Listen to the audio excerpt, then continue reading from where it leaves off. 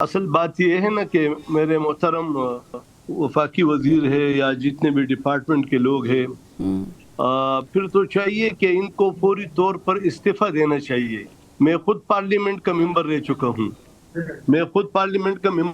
ہوں۔ آپ بتائیں کہ جو چیز اسمبلی میں جو بل آتا ہے اس بل کو سب سے پہلے وفاقی کیبنٹ ویٹ کرتا ہے، منظوری دیتی ہے، اس کے بعد بل قومی اسمبلی میں آتا ہے، پھر سینٹ میں جاتا ہے، اس کے بعد یہ ترمیم سینٹ میں جاتی ہے، اور سینٹ سے، قومی اسمبلی سے، کیبنٹ سے یہ اپروو ہو چکا ہے، اور اس کے بعد اس میں انہوں نے جو اعتراض لگایا تھا اس اعتراض کو بھی قومی اسمبلی اور سینٹ نے اپروو کر کے صدر محترم کو بھیج دیا۔ اب اگر یہ کہ تو پھر تو کیبنٹ پلس وفاقی وزیر جو اس میں بیٹھے تھے، پھر قومی اسمبلی، پھر سینٹ، تو یہی ہم پہلے بھی کہہ رہے تھے کہ جب بھی آئین سازی اور قانون سازی ہوتی ہے اس کو گھنٹوں میں، منٹوں میں پاس کرنے سے یہی غلطی آئیں گی۔ اچھا، آپ یعنی کہنا چاہ رہے ہیں کہ اس 9 وقت مہینے جی اس پہ لگے تھے اور اس پر 9 منٹ لگے ہیں، تو یہ تو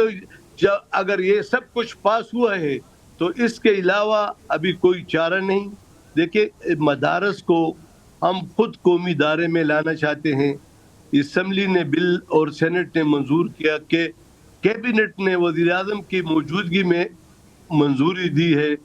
صدر محترم کو یہ بل چلے گیا۔ میرے خیال میں اس کو متنازع نہ بنایا جائے۔ 26ویں آئینی ترمیم کرنے جا رہے تھے تو حکومت نے آپ کو کیا گارنٹیز دی تھی اس بل سے متعلق؟ ظاہر ہے کہ آپ ان کا ہاتھ بٹا رہے تھے، یوں کہہ لیں کہ آپ پارٹیسپیٹ کر رہے تھے 26ویں آئینی ترمیم میں، جو کہ آپ نے کیا بھی، تو اس وقت حکومت نے آپ نے کہا کہ جلدی جلدی میں بل پاس کر دیا تو ایسا ہی ہوتا ہے، اب کرنا پڑے گا، تو کیا حکومت نے آپ کو کیا پیچیدگیاں بتائی ہیں؟ پہلے اس پہ دوبارہ مجھے بتا دیں۔ دیکھیں، پیکیج کوئی بھی نہیں ہے۔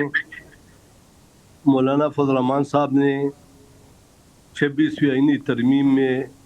ملک اور قوم کے لیے بہت بڑا رول پلے کیا، جس کے تمام ہمارے معزز اینکر صاحبان، حکومت، سب اس کو اپریشیٹ کرتے ہیں، اور بلاول بھٹو زرداری صاحب نے بھی، کہ وہ بھی رات کے 3 بجے مولانا صاحب کے گھر آتے تھے، اس کا بھی اپنا ایک اہم رول تھا۔ ٹھیک ہے، اب یہ ہے کہ جب آج یہ کہتے ہیں، یہ ہماری ملک کے نوجوان جو سوچتے ہیں، تو اس سوچ میں اگ بجانب ہے کہ کیبنٹ ایک بل کو پاس کرتی ہے، اور وہ آئینی ترمیم کا بل جو ہے وہ یونانیمس ڈرافٹ بھی انہوں نے خود کیا، ہمیں بھی انہوں نے اپنا ڈرافٹ دیا،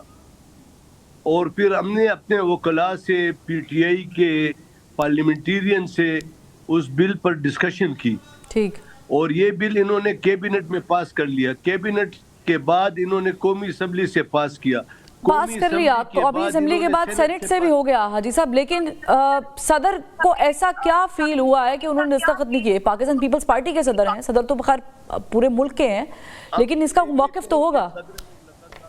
جو ہے اس کو بل کیا، اور وہ پارلیمنٹ اور سینٹ اور کیبنٹ کا احترام کرتے ہوئے بل پیش کرے، بے دستخط کرے، اور اگر یہ دستخط نہیں ہوتے ہیں، دستخط ہو جائیں گے، ایسا نہیں ہے کہ دستخط نہیں ہوں گے، ٹھیک ہے، لیکن اگر احتجاج کے زور پہ دستخط ہو گئے، اگر تمام مکاتب فکر، مدارس کے طلباء، اتنا بڑا ایک پاپولیشن ہے، ایک ایجوکیشن سسٹم ہے، ٹھیک، اور ان کو اگر یہ نہیں مانتا، اور یہ اس ملک میں نہیں مانتا جو اسلامی جمہوریہ پاکستان ہے، جو سب سے پہلے اسلام سے شروع ہوتا ہے اور پھر وہ جمہور سے، تو میرے خیال میں ہمیں کرائسس کو زیادہ کرنے کے بجائے، بحیثیت میں ایک سیاسی کارکن، حکومت کو مشورہ دوں گا کہ اس وقت ہمارا ملک اس چیز کا محتمل نہیں ہو سکتا کہ ہم احتجاجوں کے زور پر مطالبے منوائیں، بلکہ بیٹھ کر یہ کام کرنا چاہیے، اور یہ مشکل جو انہوں نے پیدا خود کی ہے، کیا یہ کیبنٹ کی ذمہ داری نہیں ہے میں حیران رہتا ہوں. لیکن کیا پرابلم ہے اس سے کہ اگر وزارت تعلیم کے انڈر چلا جاتا ہے، کیونکہ ظاہر ہے کہ ہے تو یہ اسلامک تعلیم ہی، قرآن کی تعلیم ہی ہے، دوسری طرف اگر وزارت صنعت و پیداوار کے انڈر جاتا ہے، مطلب اس میں کوئی ابہام تو نہیں ہونا چاہیے کہ اگر تعلیم ہے تو پھر یہ تعلیم کے ادارے کے اندر ہی آنا چاہیے، اسی منسٹری میں آنا چاہیے. دیکھیں آپ کا سوال ٹھیک اور درست ہے. تو کیا جب کیبنٹ پاس کر رہی تھی تو ان کو یہ علم نہیں تھا؟ جب قومی اسمبلی پاس کر رہی تھی تو اس کو یہ علم نہیں تھا؟ تب 26ویں آئینی ترمیم ہو رہی تھی نا. پاس کر رہی تو اس کو یہ علم نہیں تھا؟ جب پچھلی گورنمنٹ شہباز شریف صاحب کے یہ اس میں بھی پاس ہوا تھا تو ان کو یہ علم نہیں تھا؟ 1860 ایکٹ میں دفعہ 21 کے 22 اس میں امینڈمنٹ کی گئی ہے اور یہ قانون پورے ملک کے لیے ہے. اور یہ پہلے شہباز شریف صاحب کی حکومت میں جس میں ہم بھی شامل تھے انہوں نے بھی پاس کیا، اب کیبنٹ نے پاس کیا.